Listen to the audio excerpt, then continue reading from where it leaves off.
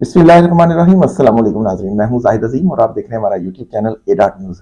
नाज़रीन, A.न्यूज़ न्यूज़ पर आप मुख्तलिफ तरह के प्रोग्राम देखते रहते हैं और इसी हवाले से हम मुख्तलिफ प्रोग्राम आपके लिए पेश करते रहेंगे। सियासत हो, शोबिज़ हो, स्पोर्ट्स हो या पाकिस्तान में कोई भी इवेंट हो, उस हवाले से हम आपको अपडेट करेंगे।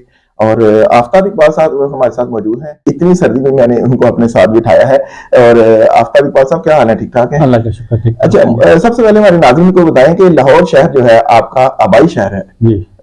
यहाँ पर आपने बहुत ज्यादा उतार चढ़ाव देखे होंगे।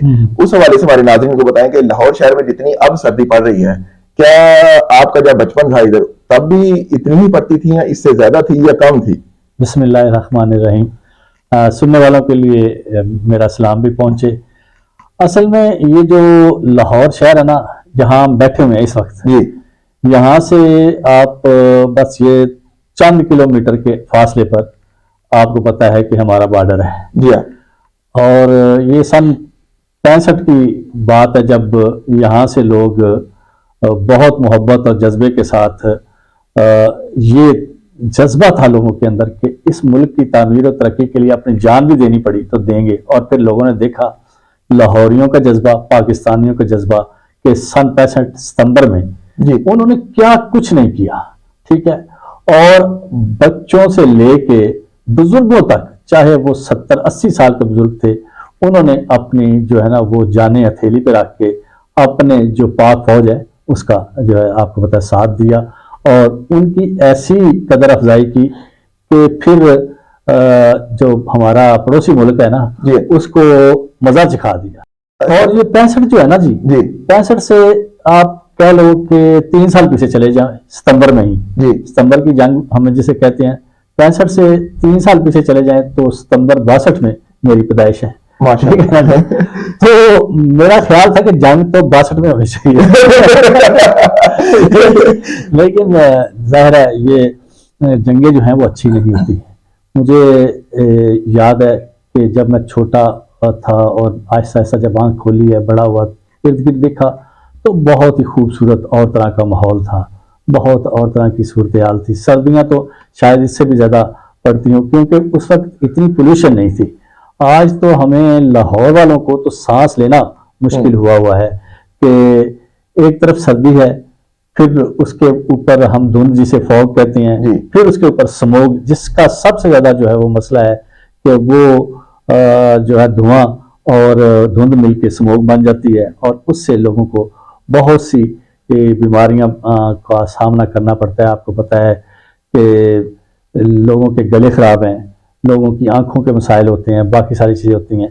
तो इसलिए इन चीज़ों से अब हम इन पोल्यूशन को किसी तरीके से ख़त्म कर पाएंगे तो शायद फिर पुराना लाहौर किसी तरीके से आ सके। अच्छा आफ्ताब साहब, ये बताएं जो लाहौर शहर है इसको बागों का शहर कहा जाता है, लेकिन अभी हम देखते हैं कि हमें उस तरह जो बाग हैं वो नजर नहीं आते, क्या वजह है इसकी? जब आप कुदरत जिसे नेचर कहते हैं जी, उसके अंदर इंटरफेयर करेंगे, उसको खराब करेंगे।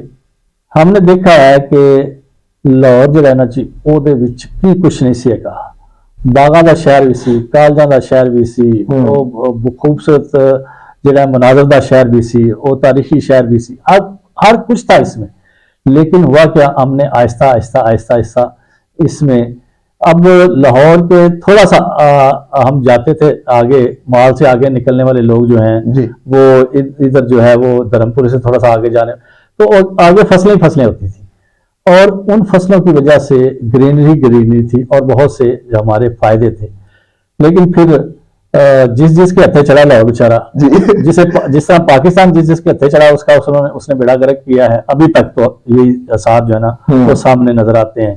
इसी तरीके से जिस के हथे जो है ना वो लाहौर चढ़ा है, उसने लाहौर के साथ वो कुछ किया है कि जो अल हफीज अल अमान। और इसी वजह से ये हम देखते हैं कि जो बाग तो इस वक्त भी मौजूद हैं और उनको अब कोशिश की जा रही है मेंटेन करने की और भी बढ़ाने की कोशिश की जा रही है।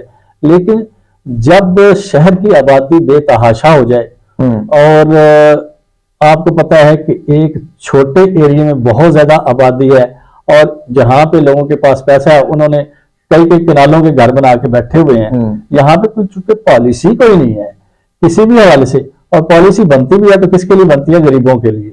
कानून सिर्फ और सिर्फ उनके लिए है, तो वो भाई ना फिर भाग रहने, जिनके हाथ में कानून है ना वो भाग रहने देते हैं, ना वो कोई और चीज रहने देते हैं।